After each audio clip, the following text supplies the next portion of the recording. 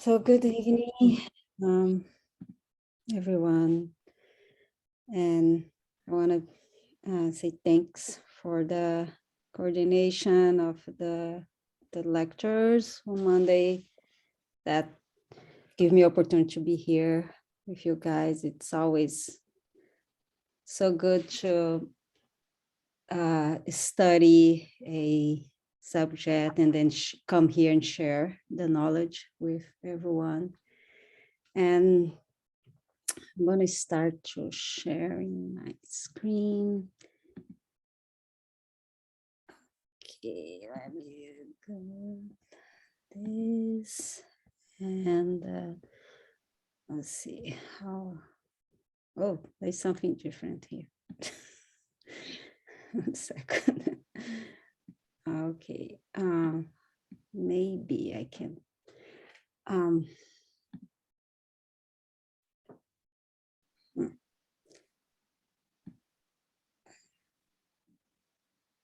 Okay, so when I chose, actually, I talk with Daisy and I chose to talk about inner peace because it's something that I've been reading and study on the books of Joanna de Angelis. And it's definitely something that I personally want to know more about and want to bring to my life. And one of the goals, right, that I put in my life. But before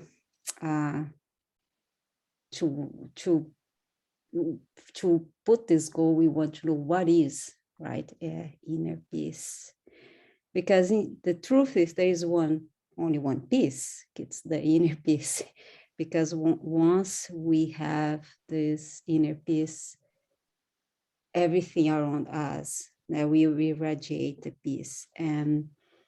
But our planet, it's not at peace because many of us are not at peace.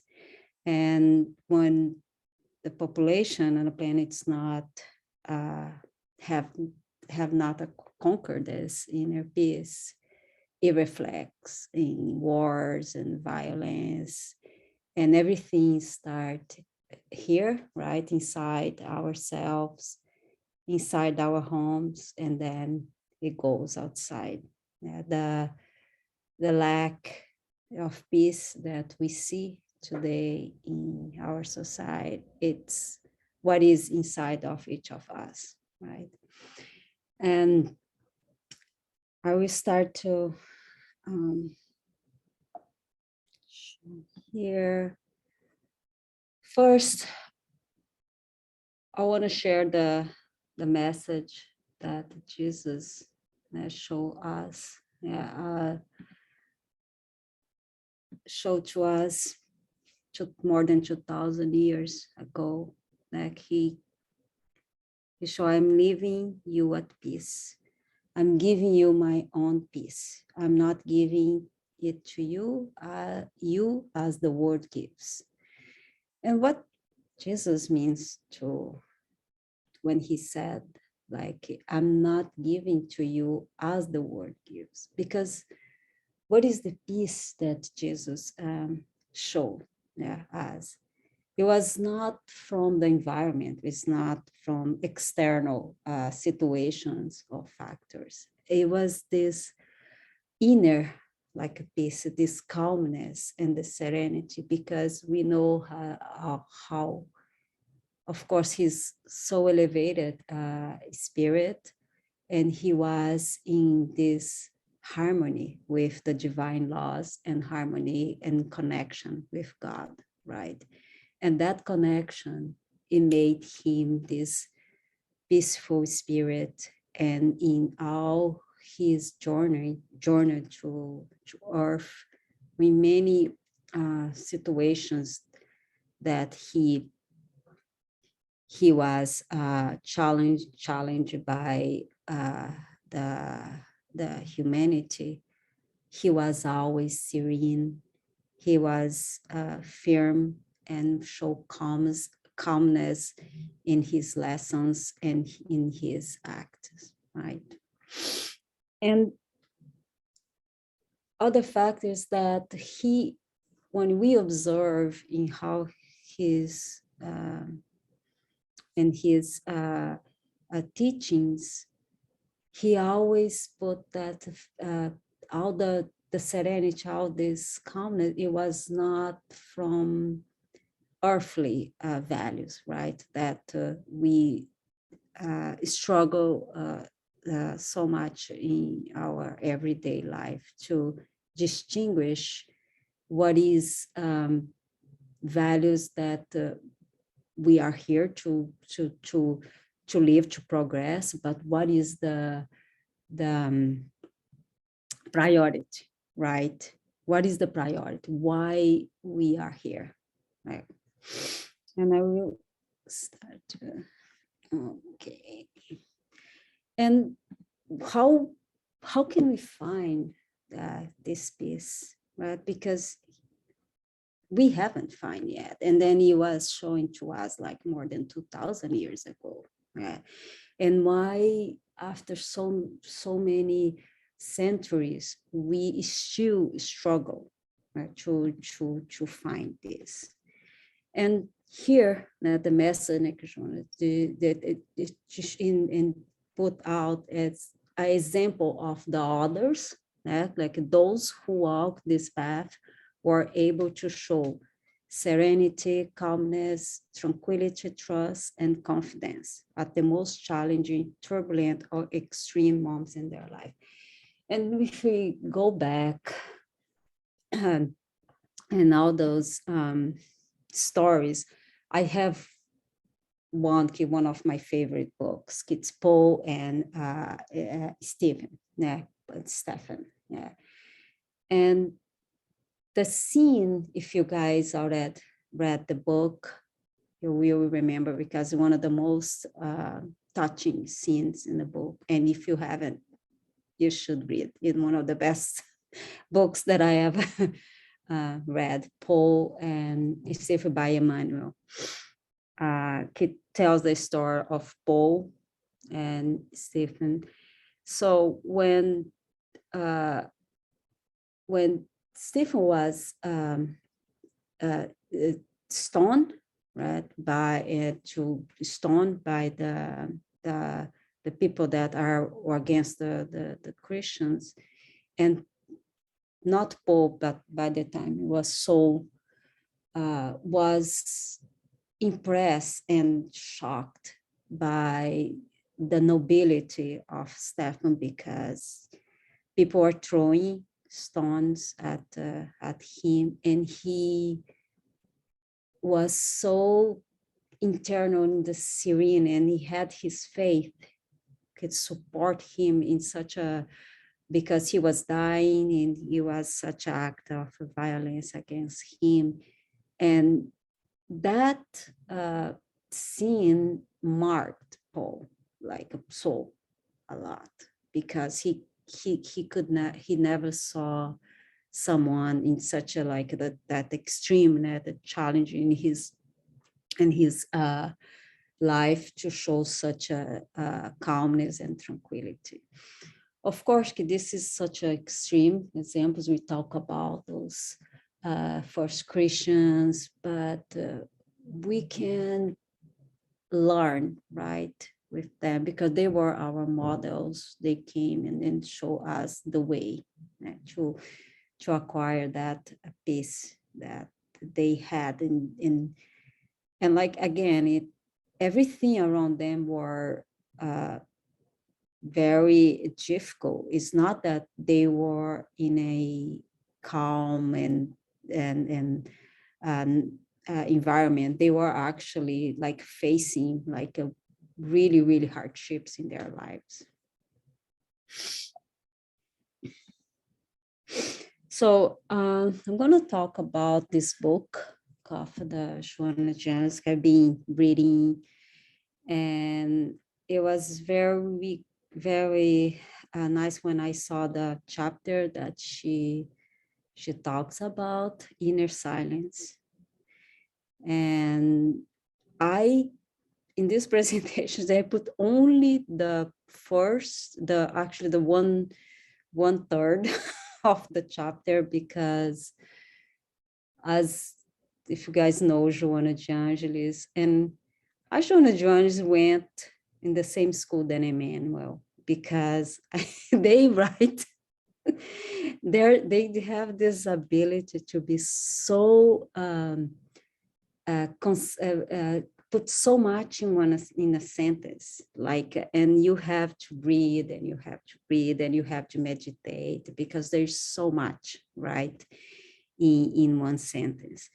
And so let's start. Let me just read my notes here, not forget anything. Okay. So why I'm talk about inner peace, and then now Joanna's talk about Paul. Thank you. talk. Thank you, Ricardo. It's not like Paul and soul. Why? And then she talks about inner silence, because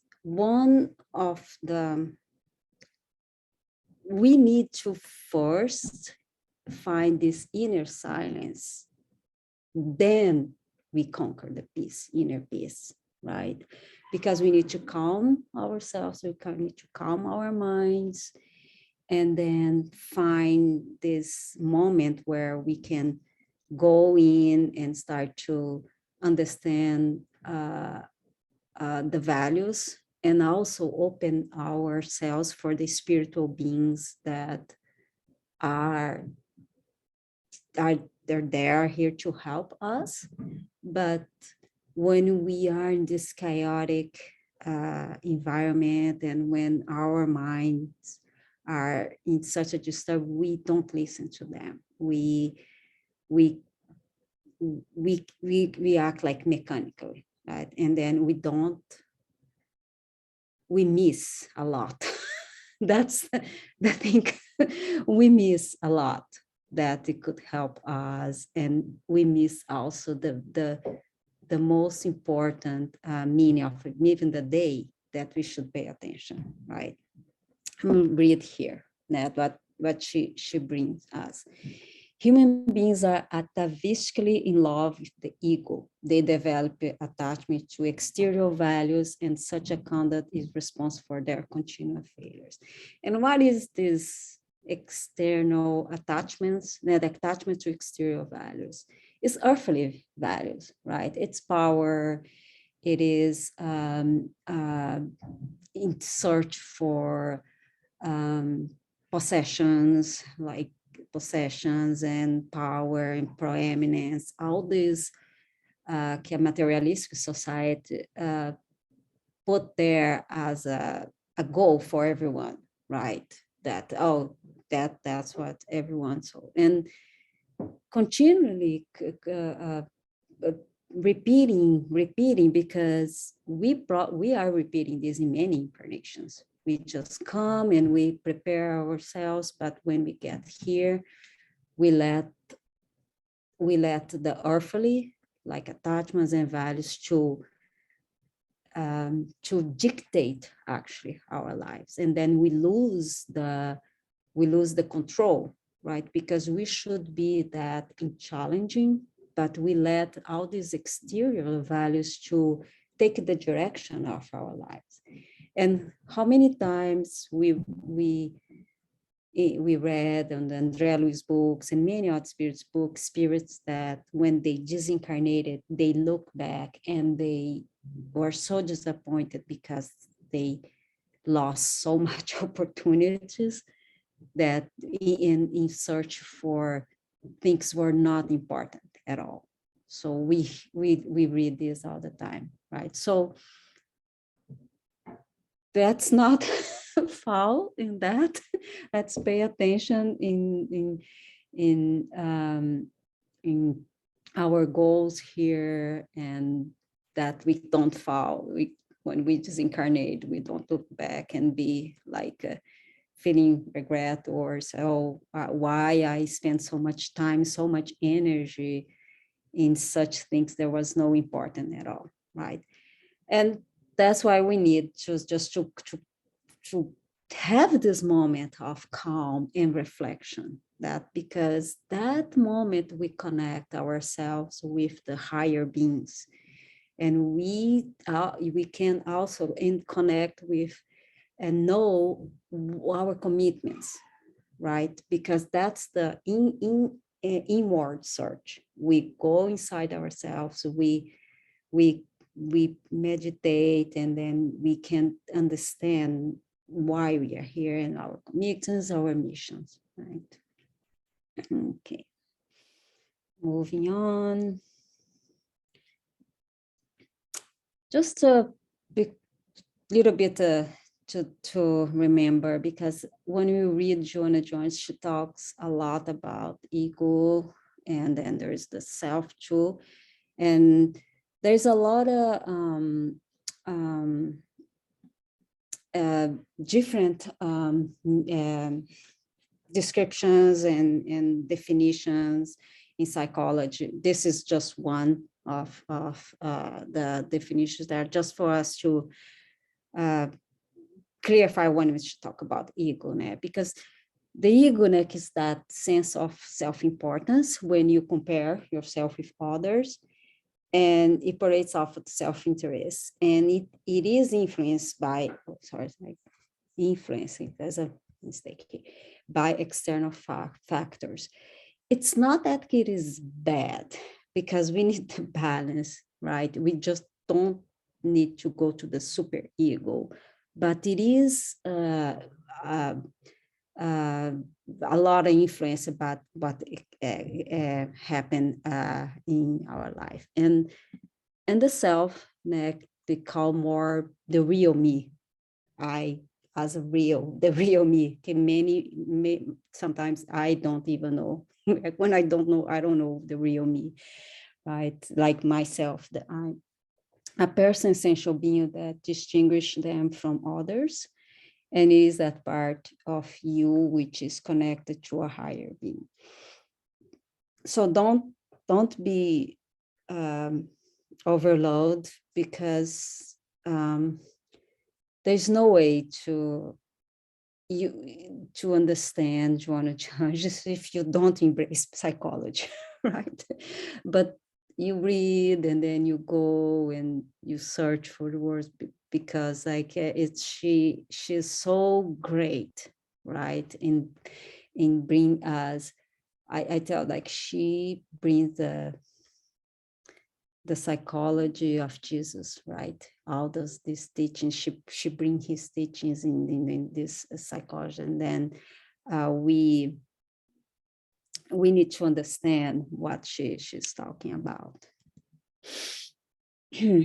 And here, that the again, what she point out this, and I think I heard Haroldo also talk about the chaotic mind. Let's see, the only way to achieve the inner silence is going within, right? And taming the restless mind, which people in the East call a crazy monkey jumping from branch to branch, inducing it to reflection, to self-discovery. If you see like a monkey jumping from one branch to branch, and I see myself like that, and I think because takes practice, but it also takes recognizing that when our mind, it's in that the thoughts are just throwing, coming, and you exhausted. Like after that, you see it takes so much energy, and you don't reflect in anything. So and it takes effort. You just need to train that. And first step, you recognize when our mind is going that way and stop. Take a big breath, like a deep breath, and stop. And it's not that you're going to empty your mind, because there is no such a thing of being with the mind empty. Like Joanna said, every space needs to be fulfilled, like filled. So it's just to calm and then stop that and maybe focus in one thing. Like, and if you need rest, maybe take a walk, or maybe go do some like work with hands. It helps a lot to calm the mind, right? See the time. Okay, I have to go here. What she talk about? She's going to talk about what is mental silence. And she again put that those whose mind lacks training clarity are not aware of reality. And it takes training, right? It's not something that we're going to achieve in one incarnation. I think I think we need more, but it's effort and training that recognize when we are in this chaotic. And one of the greatest things on the, at least in almost every book that I read from Joanna is that she point out the problem. She show us why we are failing, why we can't achieve that problem. And then she shows the tools, the ways we can achieve, and the results if we achieve that. So it's very good method of teaching.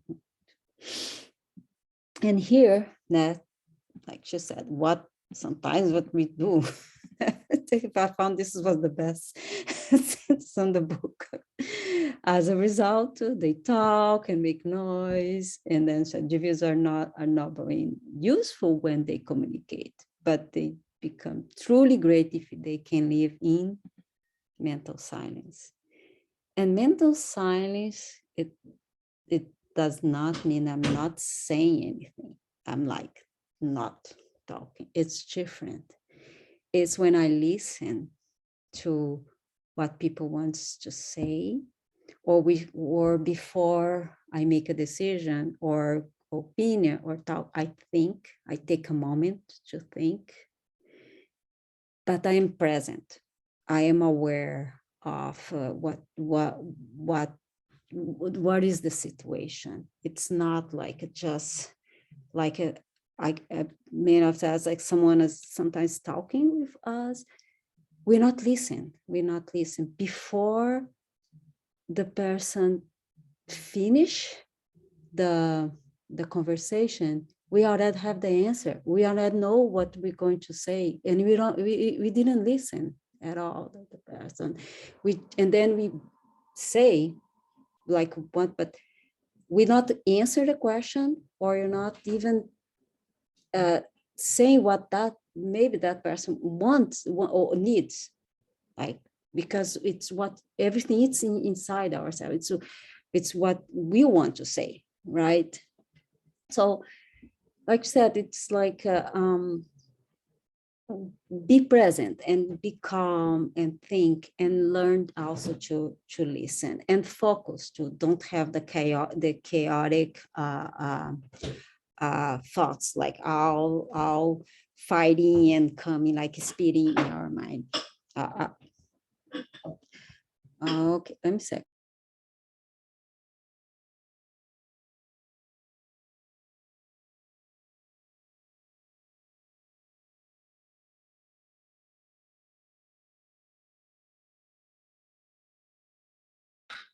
Okay, sorry for the background. It's my my hungry teenager.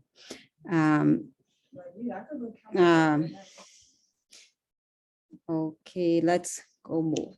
So now it's so interesting because she point out, oops, move this here. on this chapter, science and religion. And then she put like this.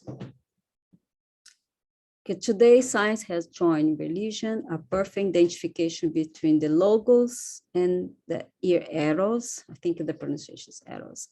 This union has begun contributing to human happiness without the confrontations that used to happen due to absurd antagonism. When I was starting to read that, I was like, why Joanna is talking about science and religion in a chapter that it talks about inner silence? Yeah, and in true, let me get my. It's she put out that because the reason, right, the faith in reason, and because the logic that when we because the peace, when we have the serenity, we know what we should do it, right? We know what you should do it, and we act with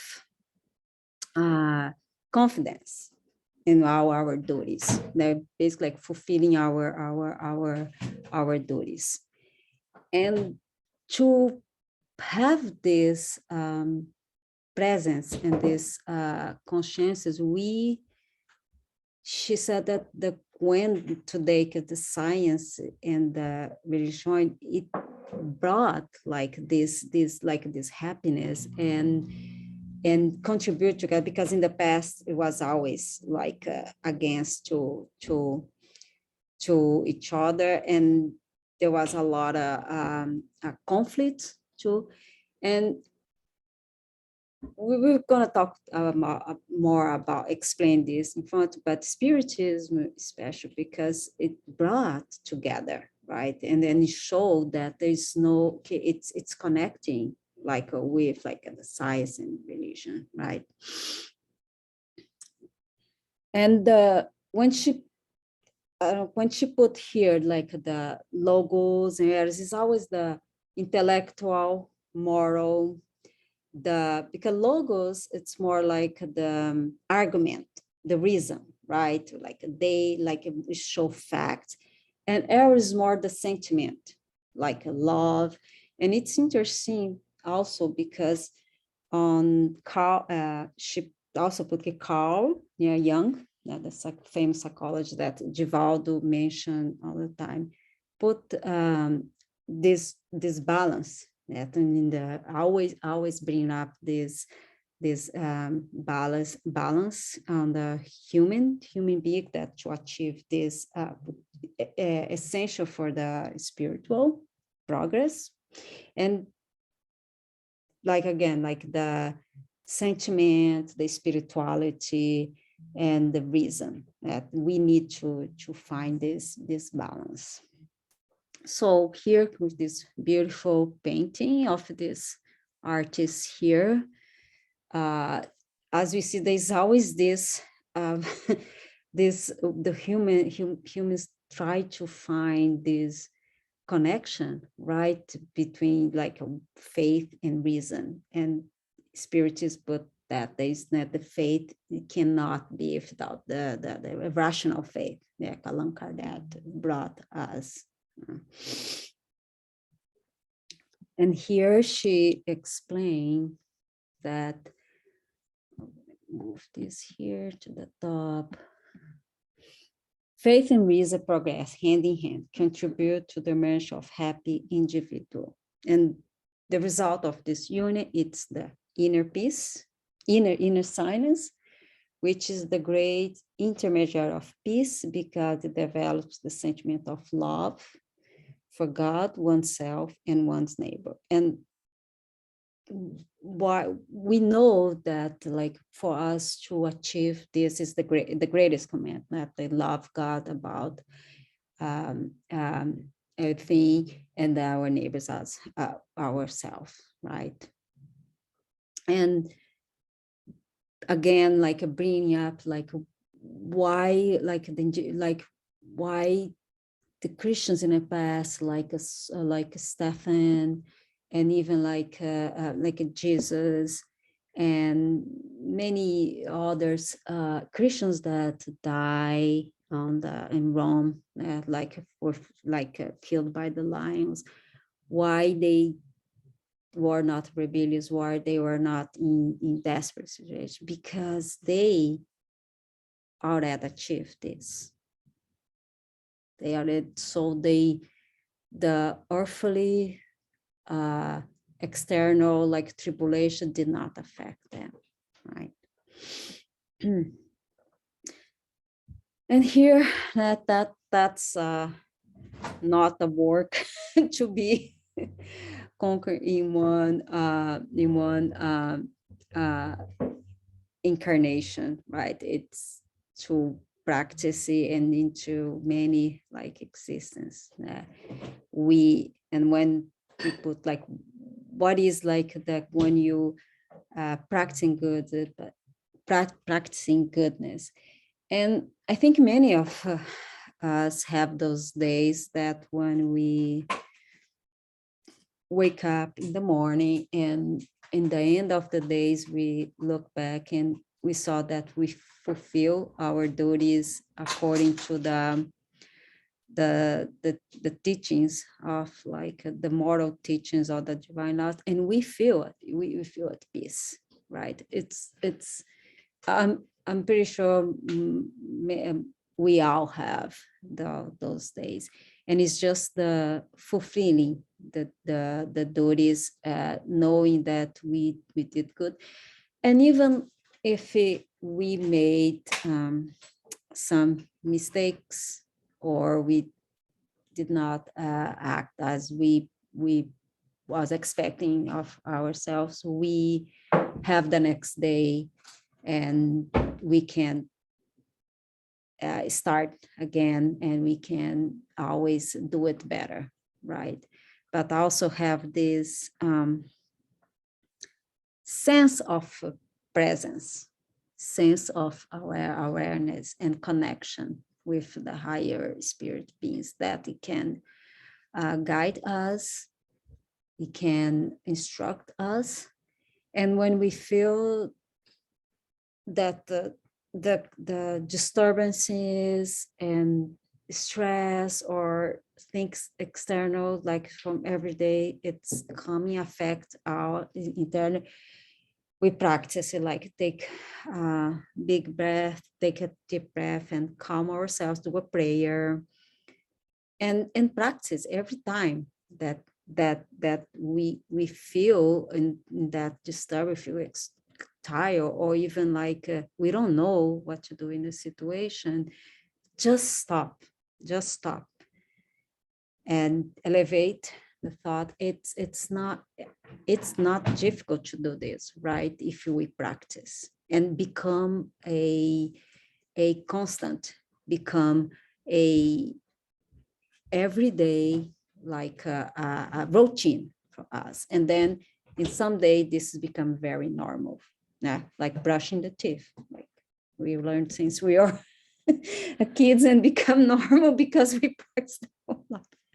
But like let's do this again. That when we feel that stress and we calm ourselves and we take that moment, we relax, and then like give the time, right?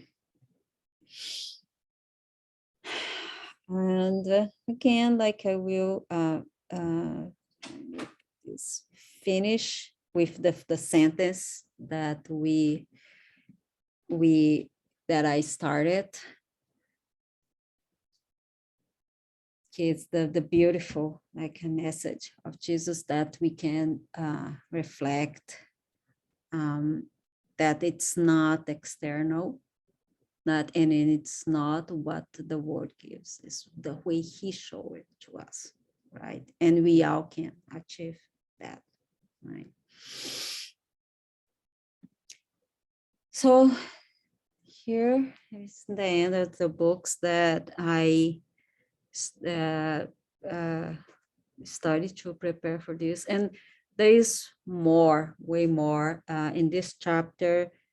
Joanna even talk about disidentification and liberation for negative content. So there's more that she show how we can practice and tools, how we can achieve that.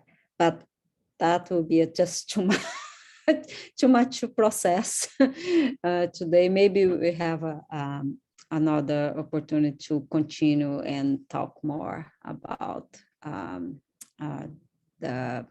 this inner peace, right? In this inner and conquering inner silence to reach the inner peace.